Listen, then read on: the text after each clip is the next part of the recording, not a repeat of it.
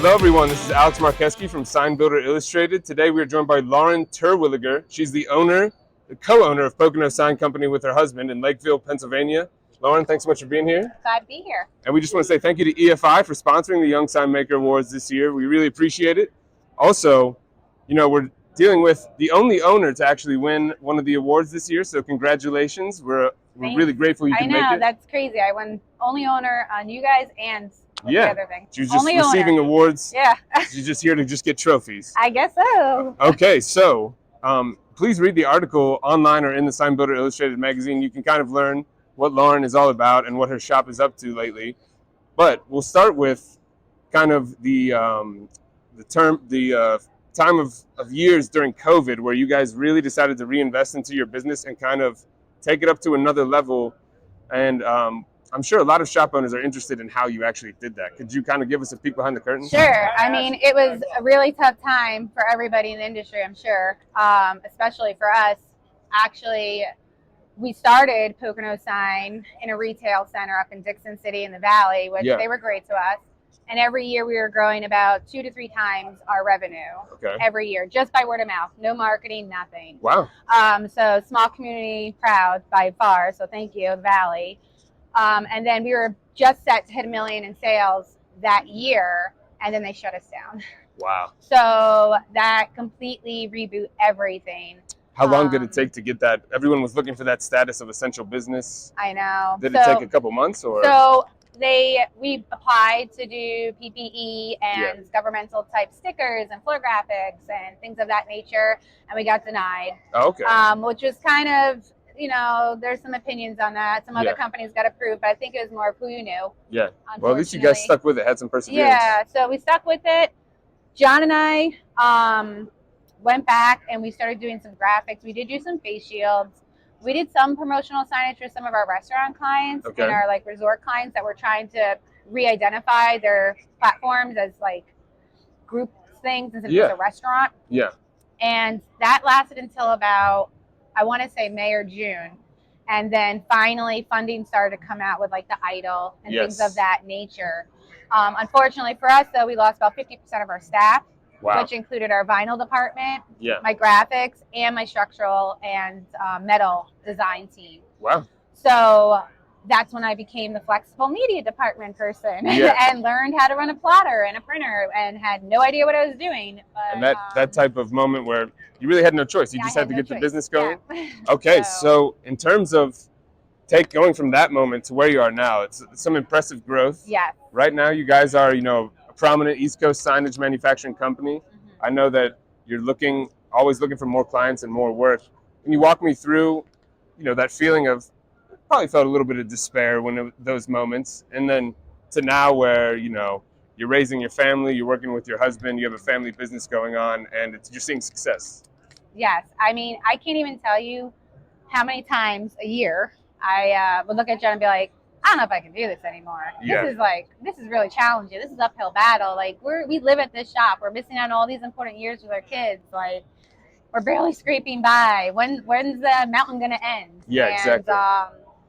What we did with COVID is we hit rock bottom. Yeah. So John and I are cliff jumpers. We had nothing to lose. Yeah.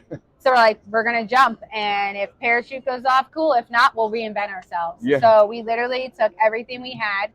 We bought a piece of property about 2 miles from our house with our personal savings and everything we had. Incredible. And we said, we got to make this work. And if you've read the article, John and Lauren and their team actually built their own facility as well. My lead manufacturer would show up after working all day at our retail space and come in and run wires and set up where he was going to put his router space. And I had friends and local community. I can't get over the Paw Pack community is amazing. They're a village, and kids in high school would show up and help us hang sheetrock. Really? Yes, swear to God. Wow. So I mean, I guess it's all about your village, who you have in your corner, and that's when you really get to know who in your company is your family, your framework. And now you have a lot of trust within the workplace. There's the 4 of us. I mean, me, myself, Tommy, and then Dave Rode, our head fabricator. Yeah. I mean, we can do anything. That's great to hear. The 4 of us did it. So if you could give some advice to a shop owner who's maybe where you were 4 or 5 years ago, and they're like, I don't know if I can do this anymore, or I think I need some new help. What were kind of the key mindsets? John's yelling in the background, run, run as fast as you can. No, you can stick with it. You can't end up like no. It's a lot of grit and grace. You have to be able to get spit in the face. You have to be able to hit a wall and it hurt real bad, and you don't know if you can get back up. And then you have these little kids at home that you're coming home so mentally and physically exhausted from the stress level, and not knowing if you're going to be able to provide for them, because you're literally sinking everything in, and they're looking at you because they need attention. And they don't know what's going on. They have no idea what's going on. They're coming to the construction site, riding their bikes around and kind of just, whatever. Which that's great. It's impressive. And you're the only person to win the award and also be a mother, let alone of 3 young children. So it's very impressive. It is. And with the mother thing, one very important person in my life that I couldn't have done any of this without, and that's my daughter Lorelai. Oh, that's nice. She's 16 now, and she's my rock. She literally single-handedly helped me raise my youngest guy during this entire event. Oh wow, that's great. She'd have helped me with dinner. There's many nights she put my kids to bed. Wow. So she's an amazing woman and is going to do some amazing things. So perfect. I have to say that at least, because my family's everything. Nice. I'm sure she'll like to see it on YouTube. Definitely. She's going to feel famous. Yeah. So in terms of wrapping it up, you are a full service sign shop now. The images you sent, really clean, crisp gas station work, for everything from the LEDs to the pumps to the indoor exterior every signage. Brand mark we did. Yep. So vinyl. You can check it out online. You can also see the really cool community center work that they did with working with Peachtree City Foam Craft. That was a fun project. That was a cool one. And we're going to be paying attention to everything Pocono is up to. So in terms of being, last question here, in terms of being a full service sign shop, the question I'm always interested in is when to say no, when to say yes. Because if you're capable of doing everything, you don't want to stretch yourself too thin. And sometimes that's the thing that takes a shop from success or failure, when they don't know which jobs to pick. Yeah. So how would you recommend picking jobs? We just recently did that. We recently scaled back on our services due to quality and the direction we want to take our company. We used to offer vehicle graphics, a lot more flexible media products, coros, die-bonds, signage, things of that nature, a lot of walk-in clients. Even though the walk-in and community built my business, we really want to steer our business to a metal fabrication. Okay. So unfortunately, we did cut back some of those because the time didn't outweigh the profit margin. Yeah. And it took away from us being able to excel, learn, and really become that quality sign shop that does think about the installer when we're building and really promote that. It's an important part of taking a business to the next level, is making sure it's an efficient shop and you're not being stretched too thin by a job that doesn't make sense to do. All right. Well, thank you so much for the insight, Lauren. Thank you. Once again, congratulations to her for being a top young sign maker, and thank you to EFI for sponsoring this year. Thanks again, and tune into our YouTube to see more. All right. Thanks.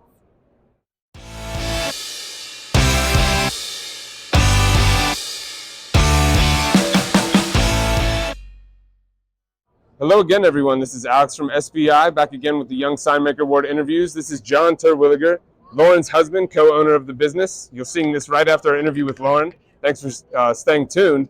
So, John, you're actually the one who nominated your wife. Correct, yep. And you were successful in doing so. She became an award winner. Congratulations to you both. I know it's a team effort. It is. It is a big team effort, for sure. And so, she just gave us some insight about how you guys were able to kind of lock in, get through COVID, make some organizational changes, find your soul, your brand of the company. Now, you guys are seeing some serious growth. You're in the East Coast. You're basically looking to kind of be a manufacturer for other sign shops that might need it. Correct. Could you walk me through your business path to how you went from looking yourselves in the mirror during COVID to now kind of being a trusted source on the East Coast for signage? I think that, and that's one of the big reasons Lauren is well deserving of this award, is that we came from different backgrounds. Lauren was a teacher. Yeah. She had health issues that kind of forced her to make decisions that pulled her out of that career. And we ended up, I was a paramedic for 20 years at one point. And this is, a dream of ours. Our father had a sign company. But she adapted. We built this company. And I think as far as growth goes and what makes her special is that we build relationships. You know, we're not just going after a client to sell that job to get that one-time thing, you know, and I think that's what retains a lot of our big clients is making them feel comfortable. They trust us with their brand. They trust us that we're going to do right by them, to the point where some of our bigger clients don't even bid us against other companies. That's the goal, right? You know, and it's all about building relationships, building trust in our clients. That's important to hear for our readers, because we hear it over and over again from successful sign shop owners, is that you have to have that element of trust with your clients and your customers, because, you know, we've all seen what it's like to work in the marketplace, get your car repaired, do this, do that. You got to work with somebody you trust, especially when the bills are as big as they can get. Correct. Yeah. It's definitely tough to tackle, and it's an everyday, you know, thing that we deal with. But you know, Lauren's job here, I always say it, and you know, I'm just the boss's husband. You know, good cop, bad cop. It's a very difficult team, a husband and wife team. Everyone says, how do you guys work together? You know, we have other family members. My brother's my right-hand man in our business. You know, my mother-in-law answers the phones, like, you know, Mark. Oh, really? Okay. One of my is one of our junior project managers. So like, there is a lot of other family members invested, and it's not easy. You know, but what I will say is that when you have employees and family members that believe in what we're doing, and have as much ownership in the company, it just breeds a good atmosphere, you know. So I think having a good team, I know Lauren probably mentioned it, you know, having a core team that believes in what our crazy dreams is part of the thing, you know. I mean, that's hard to do. That's literally every sign shop owner's goal, is to have a trustworthy team that believes in what you're doing.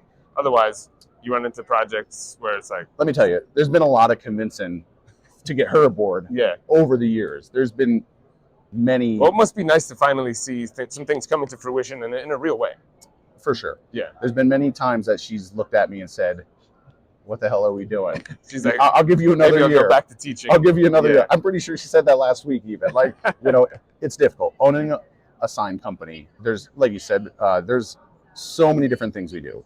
We don't just do one thing. No. We do 100 things. And trying to keep control of that is difficult. You know, so we all bring something to the team, and it works.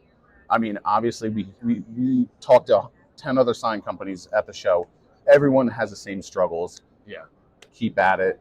Keep pushing forward. But more than anything is just be true to what your goal is. You know. Don't drop your quality. You know, keep your dream there, and as long as you keep that where you want it, you should succeed.